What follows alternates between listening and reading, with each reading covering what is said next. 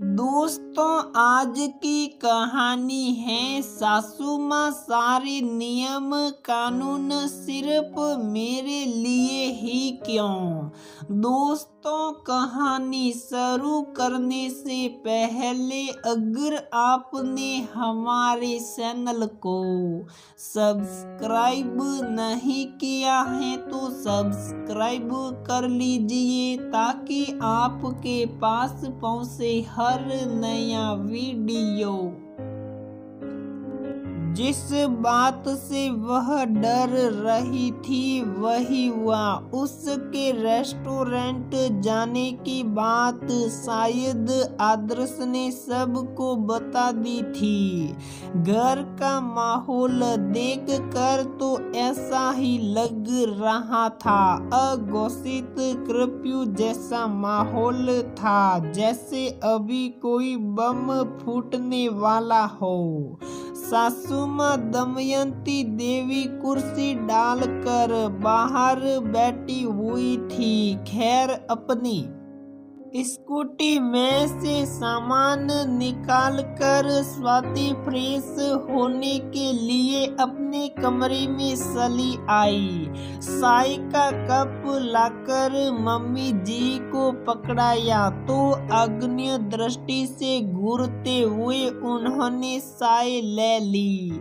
Mummy जी, शाम के खाने में क्या बनेगा? उसने पूछा। तो जो मर्जी को बना दो, घास फूस हम सब के लिए। तुम तो वैसे भी बाहर से खाकर आई हो। उसने फ्रिज में से सब्जी निकाली और काटने लगी।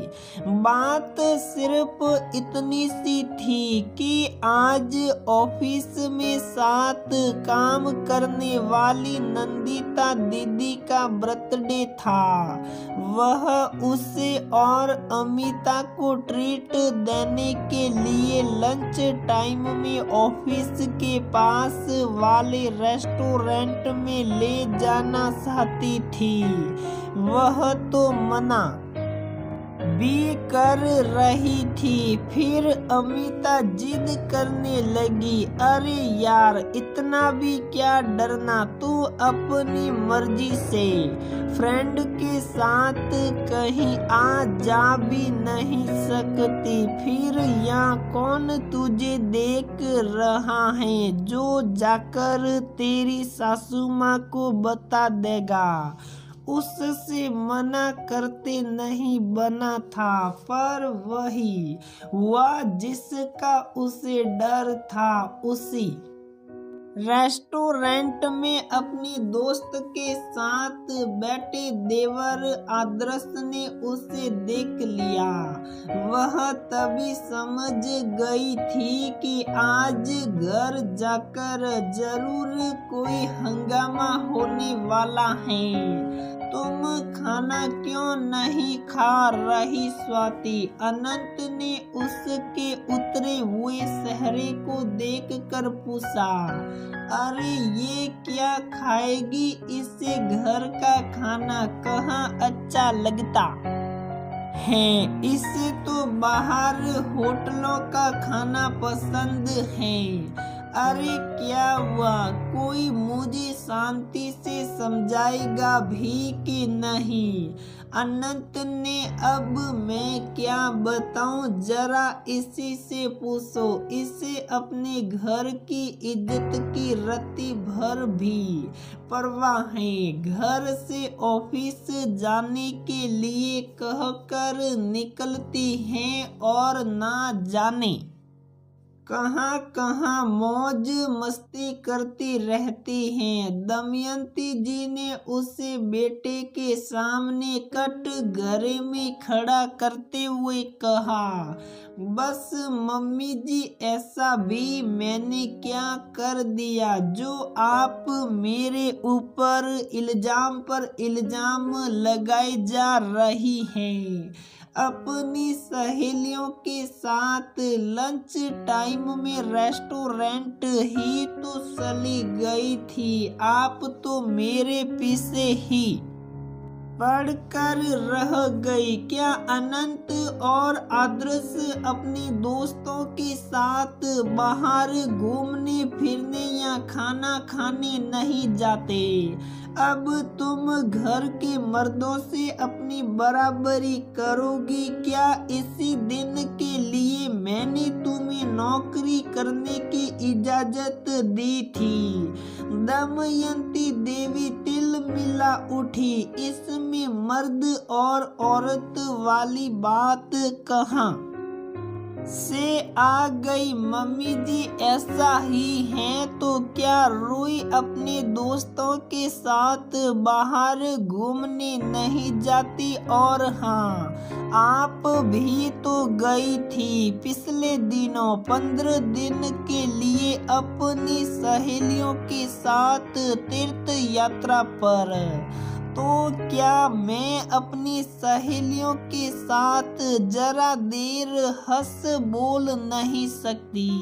सारे नियम सिर्फ घर की बहू के लिए ही क्यों? और जरा उससे भी पूछो जिसने आपको ये बात बताई है कि वह कॉलेज टाइम में अपनी गर्लफ्रेंड के साथ वहाँ क्या कर रहा था, या शायद इस वक्त भी उसके साथ ही होगा। मम्मी जी मैंने ऐसा कुछ नहीं किया जिसकी मुझे सफाई देनी पड़ी। और रही मेरी नौकरी करने की बात, तो मत भूलिए कि ये घर हम दोनों की कमाई से चलता है। मैं भी आपके बेटे के बराबर कमा कर लाती हूँ। और अगर आपको मेरा घर से निकलना इतना ही बुरा लगता है तो फिर कल से मैं नौकरी छोड़कर आराम से घर में बैठ जाती हूँ। फिर घर और कार की EMI, रूही की शादी, घर के बाकी खर्चों का क्या होगा आप खुद ही देख लेना। बोलते बोलते गला भर आया तो उठकर अपने कमरे में आ गई स्वाति। अरे यार इतना ओवर रिएक्ट क्यों कर रही हो? तुम तो जानती ही हो माँ को उनकी सोच ऐसी ही है। अनंत उसके पीछे पीछे कमरे में आकर बोले, हमेशा मैं ही क्यों समझूं? अपनी माँ को क्यों नहीं समझाते? हर बार मेरे लिए ही क्यों उनकी सोच बदल जाती है? रूही अपनी सहेलियों के घर से रात में लौटे तो कोई उससे कुछ नहीं पूछता।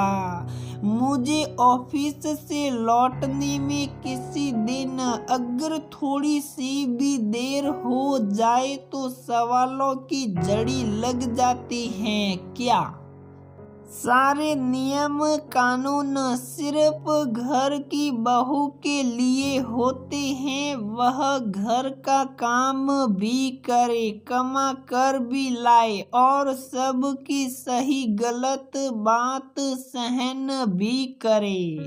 3 साल हो गए इस घर में आए हुए। ये मत करो, वहाँ मत जाओ। किससे बात कर रही थी?